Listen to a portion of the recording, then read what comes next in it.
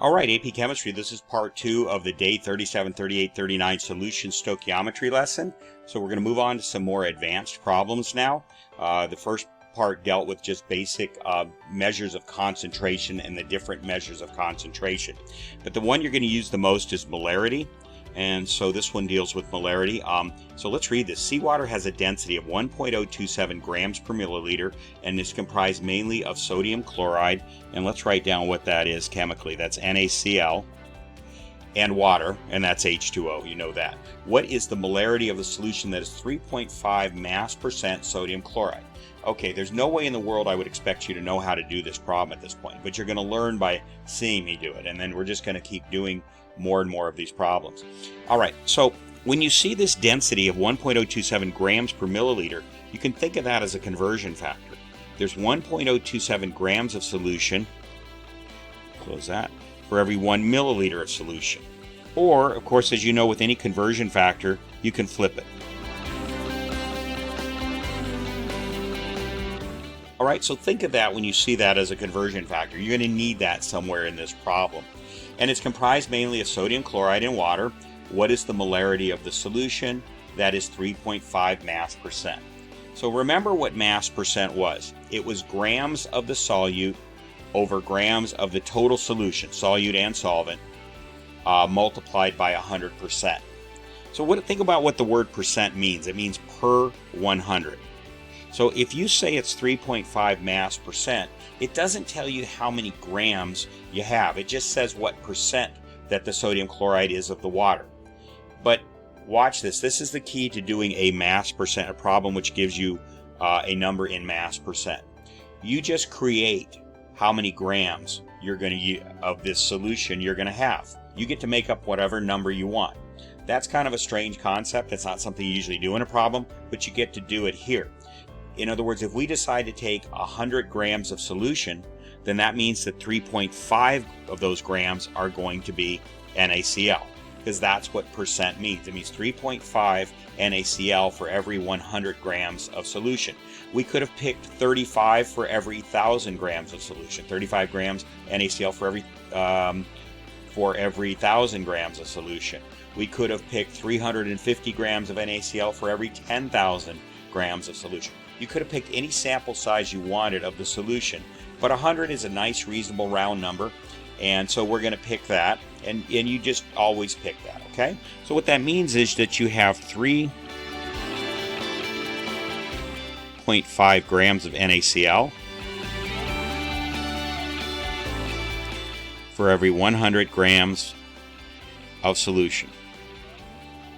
And that's the trick to doing mass percent problems when you're giving a mass percent. You get to just invent how big you want your sample size to be. We chose 100 grams of solution. That means we have 3.5 grams of NaCl. Okay? Now, let's go first to, actually what we should do is what is the molarity? It wants to know molarity. So way over here, and I mean way over here because you're going to have several conversions here. You've got moles of your solute, NaCl, per liter of solution. That's the salt water together.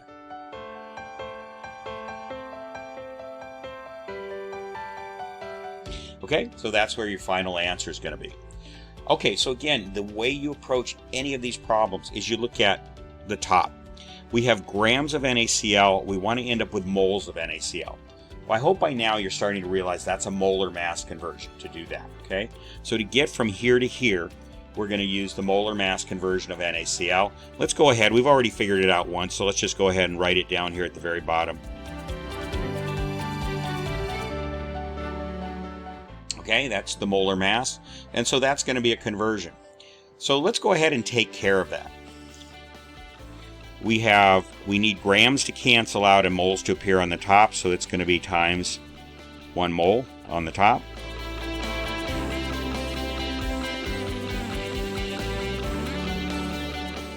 And 58.44 on the bottom.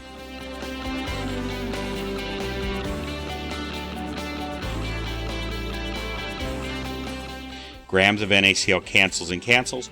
And so right here, we've taken care of, up here, we've taken care of the top. This gives us the units we're trying to get on the top. And so we're done with the top. Now we got to figure out the bottom. That's a little more complicated here. We have grams and we have liters over here. This is a unit of mass. This is a unit of volume. But we do have this translator here, this conversion factor that gets us from mass in grams to volume. The only problem is, the little problem, is the volume is not in liters, it's in milliliters. Okay? So what we're going to do first is we're going to get from grams to milliliters using one of these two conversions. That's what the density tells us. So which one do you want to use? This one, first one, or second one? Well, you got to get grams to go away because it doesn't appear in the final answer. So we're going to use the first one.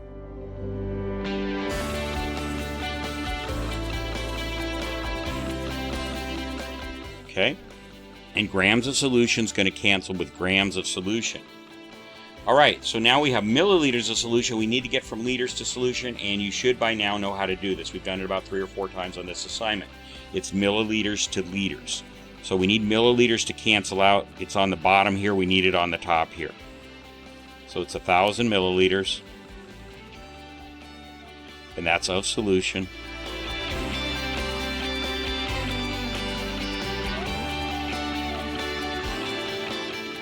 Cancel there, cancel there.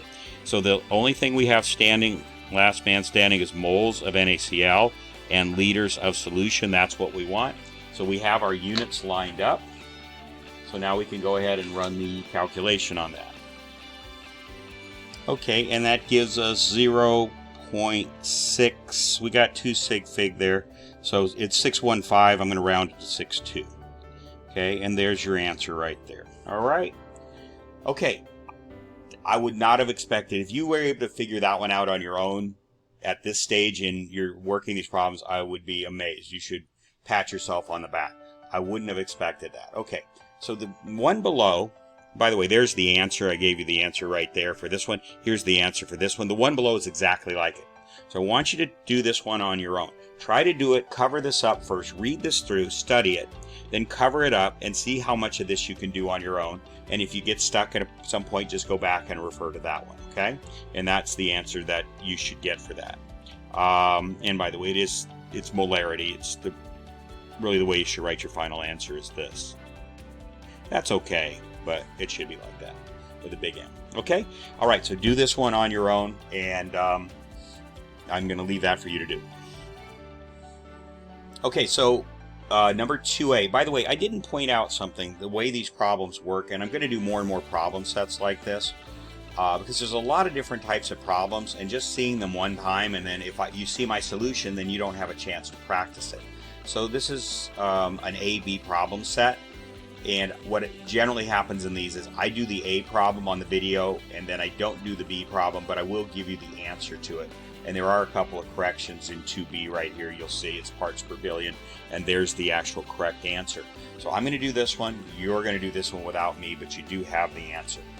All right, so let's go. What is the molality of lead ions? Okay, so let's go ahead and just start writing that as we read it. So we need molality, that's moles of the solute lead per kilogram of the solvent, not the solution, solvent, and that's water. So it's mole of Pb, and that's per kilogram, so it's a mass of H2O. That's the solvent, it's not the solution. Okay, what is the molality of lead ions in a solution of 400 parts per million lead ions? Okay, so what that means, if it's 400 parts per million, it means that, let's go ahead and set that up, that you have 400 grams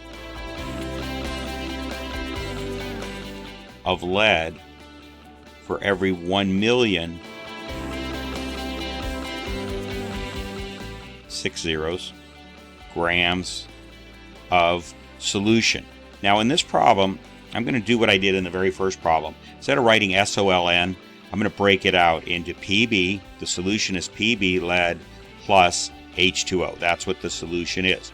I'm going to write it like that. You'll see why I do that in just a second. Okay? All right, so let's look at where we're going and what we've got. On the top we have grams of PB. We need to get the moles of PB. So I'm hoping that most of you are just do that automatically. That's a molar mass conversion, anything between grams and moles. So let's just go ahead down on the bottom and write what that is. 1 mole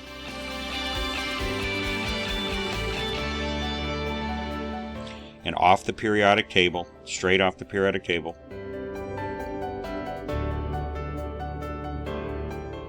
okay, so that's the molar mass of lead straight off the periodic table. Okay, so we can do that. That'll be our first conversion. That's easy.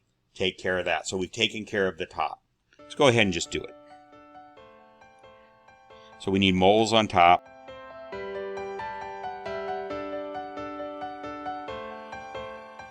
Alright, so we have grams of PB cancels with grams of PB. That leaves us with moles of PB on the top, and that's what we want in our final answer. So the top is done.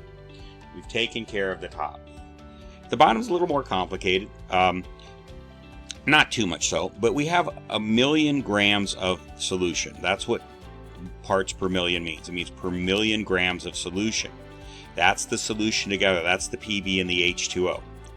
But we have to get to kilograms of just water, just the solvent. So how do we untangle this thing so we just have kilograms? Well, one conversion you can see we have to make is from grams to kilograms. And that's pretty straightforward because there's 1,000 grams of anything for 1 kilogram of anything. Okay, so there's the conversion. You're going to need to do that. But how do you unknot this? The PbH2O plus the grams of PbH2O to get to just grams of H2O. Well, it tells you how many grams. We know how many grams of lead we have, and we know how many grams of the two of them together we have. So a simple subtraction of 1,000,000 minus 400 will tell us how many grams are just pure water. Okay, so I'm going to go ahead and do that subtraction here.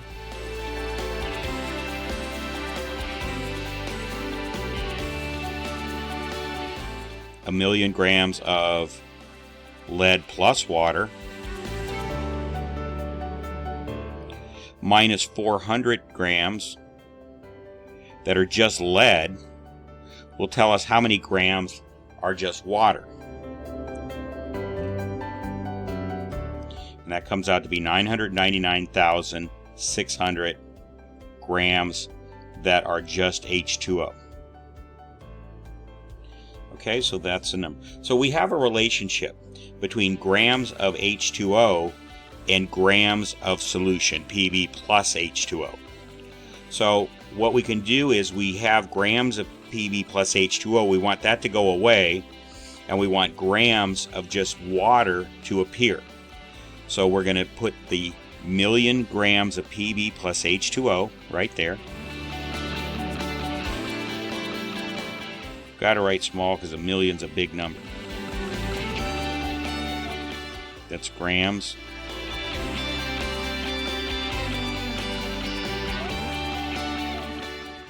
And you know you have this many grams of solution for that many grams of water. That's the relationship.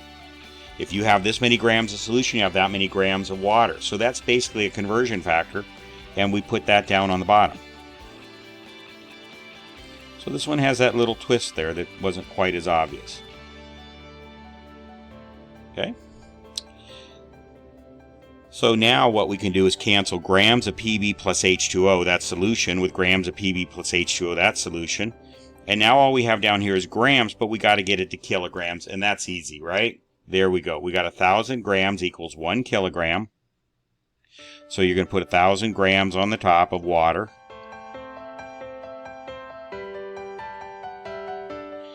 And that's going to be over 1 kilogram of H2O. So grams of H2O cancels with grams of H2O. And the only thing we have standing is moles of PB on the top and kilograms of H2O on the bottom. Okay? That's not a trivial, easy problem, but it's something that if you practice it, you can get to where, okay, yeah, I can see that one now. And you can do it yourself. All right, so now we crunch the numbers. And when you do, I'm going to have to write it down here.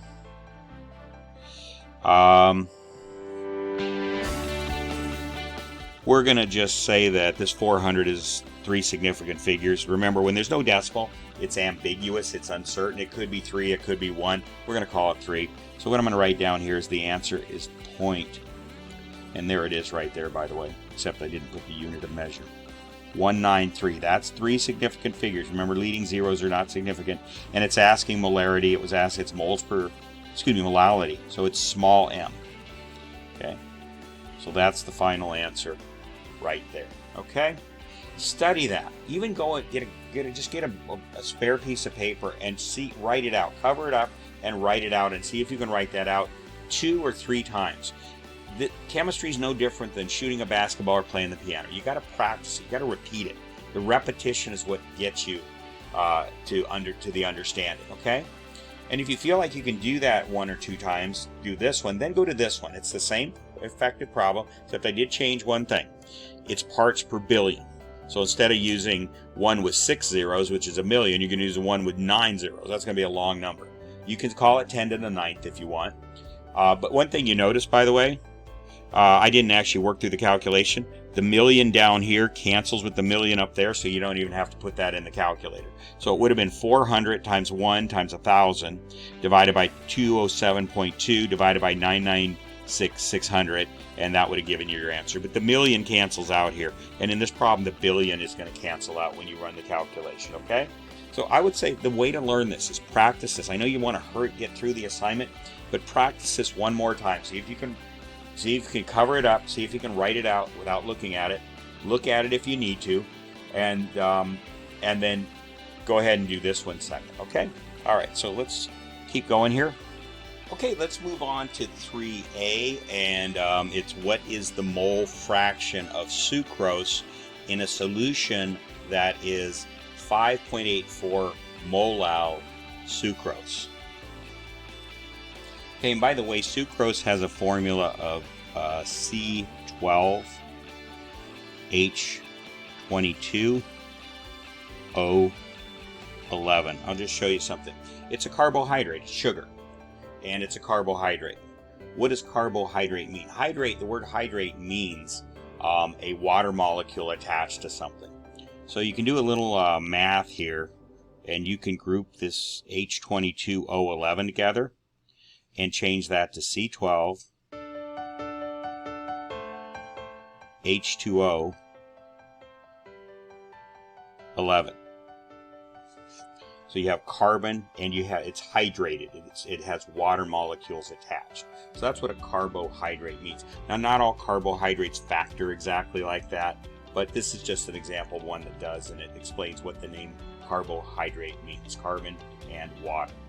All right, so there you go. You don't have to know this. I'll give you permission, instead of writing all this, when you want to say sucrose, you can just write SUC. To me, that's what I do. I just shorten it to SUC. Okay, so here we go.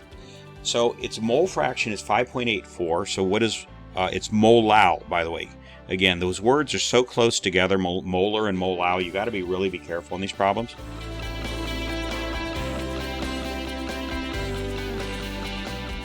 Okay, so that's what 5.84 molal means. Moles of sucrose for every kilogram of water. Now let's come way over here and let's write out what mole fraction, because that's what you're looking for, means.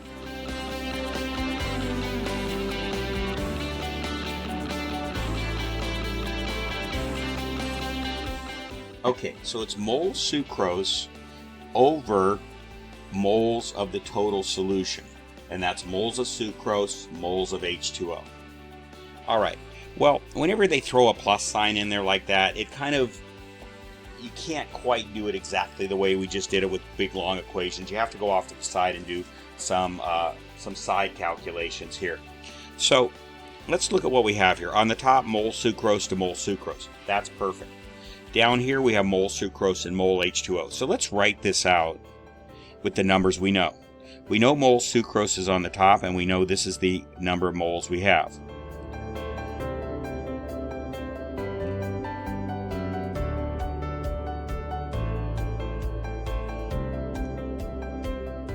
And we have mole sucrose on the bottom, so we go ahead and write it down there.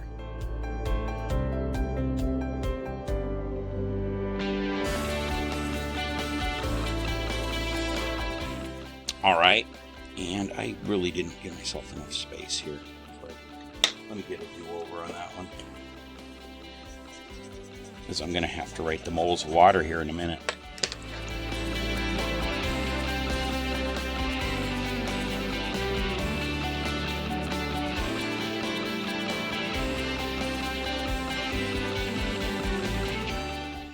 Okay, so I have this and I have this. Now I got to figure out moles of water. Well, let's just go off to the side and do that. You have 1 kilogram of water. And to get from kilograms, first you have to go from kilograms to grams. Then you'll have grams of water. Once you have grams of water, you want to get to moles of water, and of course that's a molar mass conversion. So let's just kind of do this calculation down here by itself. We already have the top taken care of. So it's 1 kilogram of H2O.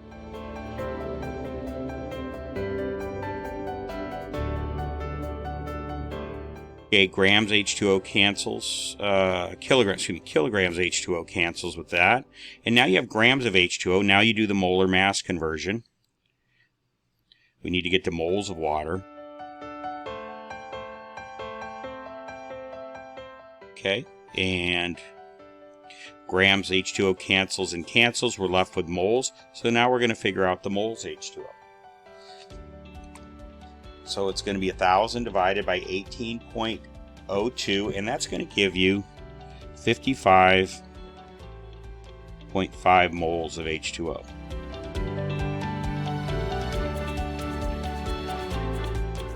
And where does that number go? It plugs in right here. It's plus moles of H2O. So I'm going to write it right here, and that's 55.5 moles of H2O. Okay, so we filled out everything we have to figure out the mole percent. So I'm kind of working backwards here. So I'm going to figure out what that number is. It's 5.84 divided by 5.84 plus 55.5.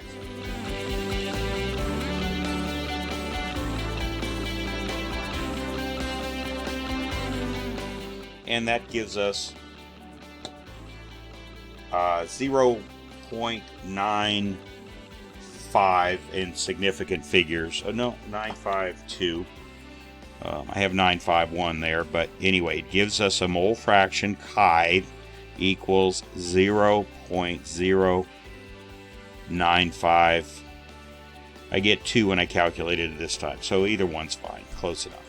All right, and that's the 3 significant figures. So there's your answer. So again, let's talk about what we did. The complication was you have to add something in the denominator, so you can't just do a nice straight long equation, come up with an answer like we've been doing. So first of all, we're given moles of sucrose right there. Bam, that's what we know we have. For every 1 kilogram, we have that many moles. So that fits into this equation there and there. So 2 out of the 3 slots in the equation are filled out right away. 5.84, 5.84. Then we're told we have a kilogram of water. So a kilogram of water, 1,000 grams per kilogram. Then you get grams of water, and then you use the molar mass to convert from grams of water to moles of water. And once you have that, that's what you need for the equation there. You plug it in there, and then just do the arithmetic, and you come out with that answer, okay? So it had a twist to it from what our usual problems have been. We had to kind of go off to the side and do this off to the side and then plug it in down there. That's what happens when you have a plus sign right there. You can't just do things with multiplications and divisions. All right, so you are going to then do, this is incorrect. I changed the problems but didn't always change the answers, so be careful. Those are supposed to be the answers, but they're not always. So I will give you that answer. Okay, and there's what that answer, that mole fraction would be for B. So you're going to do B by yourself, exactly the same way you did A. So study A. The goal, well, here's the way I would approach this again. I've said this before. I would approach this by trying to do this problem again and even a third time until you can do it completely correctly without looking at the solution. Just cover it up. If you have to look at the solution, do it another time until you do it without looking at the solution. Then, when you've done that, come down to this one and do this one and see if you can do it all the way through. And there's your answer right there. All right. Okay, let's keep going. Okay, 4a is a simple equation, but I omitted it from the concentration sheet, I think. I did. So I'm just going to give it to you now, okay? And I'm going to add that to the concentration sheet. This is what I call the lemonade was too strong, and now I need to make it not so strong. I put too much lemonade mix in. So you need to, the word is dilute. You need to dilute the lemonade so it's not as strong. So this is the dilution equation. And what it simply says is the molarity, 1 means before. You could call it before and after if you want. The molarity before times the volume before equals the molarity after you've diluted. Think of that as meaning poured more water into it to make the lemonade not so strong, times the volume of 2. Okay, and it's very simple. So let's say I have 1.5 liters of 5 molar solution. Okay, so that's the concentration. That's how strong your lemonade is. So you have 1.5 liters. And the volume, that's the volume, and the concentration is 5 moles of lemonade per liter. So it's 5 molar. And you don't even need to convert that to moles per liter. Just call it 5 molar. Because the units are going to cancel out anyway. Okay. And then what you do is you pour more water in, so you go from 1.5 liters up to 6 liters. Okay, that's a lot more water, all right? So instead of having a pitcher with 1.5 liters of water, it's all the way up to 6 liters. So we put 6 liters in. Okay, then what is the new molarity going to be? Meaning, what's the new concentration going to be? All right. So if you do that, 1.5 times 5, and now you divide both sides by 6, cancel, and you get M2, and M2 is going to equal 1.25. So that's the concentration now, molar. In other words, you went from really strong lemonade, really high concentration, 5 moles per liter of lemonade mix for every liter of solution, to all the way down to 1.25. So you made the lemonade a lot weaker. You lowered the concentration in moles per liter. That's all there is to that problem. Now, you wouldn't have known how to do that because I didn't include that on the formula sheet. I didn't show you one of those. So now you've seen it. Okay? So now go ahead. It's an easy problem. And you do 4B. Okay, let's go ahead and move on to 5A. Again, these are problems I don't expect you to be able to do right now. I'm showing you how to do them. So the assignment is really the teaching. It's really the lecture. And then what you do is you take that problem and you apply it to 5B. All right, so let's go ahead and do this. So it says a solution is made by dissolving 4.35 grams of glucose, C6H12O6. Again, it's another sugar. And in 25 milliliters of water. So that's key. It's not solution, it's the solvent. It's water at 25 degrees. That's not terribly relevant. It kind of is, but for our purposes, don't worry about it. Okay, calculate the molality of glucose in water. So let's go ahead and write down what we're looking for way over here. It's moles of this. Now, just so you don't have to write that formula, you could just call it glue, G-L-U. And that's for since it's molality, it's for every 1 kilogram of the solvent, which is H2O, not the solution. Okay, and we're starting with 4.3 grams of glucose, so let's go way over here. And it tells us how much water we're starting with. It's 25. So this one we can put down on the bottom here. So there's that many, 4.35 grams of glucose for every 25 milliliters of water. Okay. So again, let's look at top, let's look at bottom. Let's start with the top. We got to get from grams of glucose to moles of glucose. That's a molar mass conversion. So let me just give you that one right here at the top. 1 mole, I did this one for you, of glucose. That's this formula. So normally you'd have to go to your periodic table and add and multiply all those things together. and that's going to equal 180.18 grams of glucose. All right, so you got your molar mass, so now you can use that to figure out moles of glucose.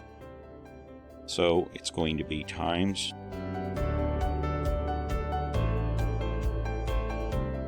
okay, so you have grams of glucose here, they cancel out. You're left with moles of glucose, which is what you want on the top of the answer. So you're done with the top. You've done everything you need to do to get the top. Now you go down to the bottom. And what we have to do is get from milliliters of H2O to kilograms of H2O. So milliliters is a measure of volume, how much space it takes up. Kilograms is a measure of mass, how much mass there is. And you have this relationship that's on the very first page, which is this.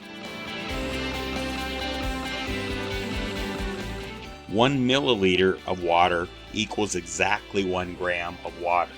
This is only true for water. I'm going to write that there. You can't use that relationship for anything else.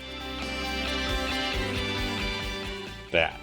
In other words, you're converting how much space the water is taking up, 1 milliliter, with how much it weighs. That relationship is not true for any other substance except water. That's the beauty of the metric system, is it's based around the properties of water. The centigrade scale is for measuring temperature, and this, for example, and there's many other examples of that. So, but this is the one we're interested in here now. So now that we have that relationship, we can get from milliliters to grams. So we just simply do this. And milliliters water cancels with milliliters water, so we have grams of water on the bottom. And of course, you all know now the relationship between grams and kilograms.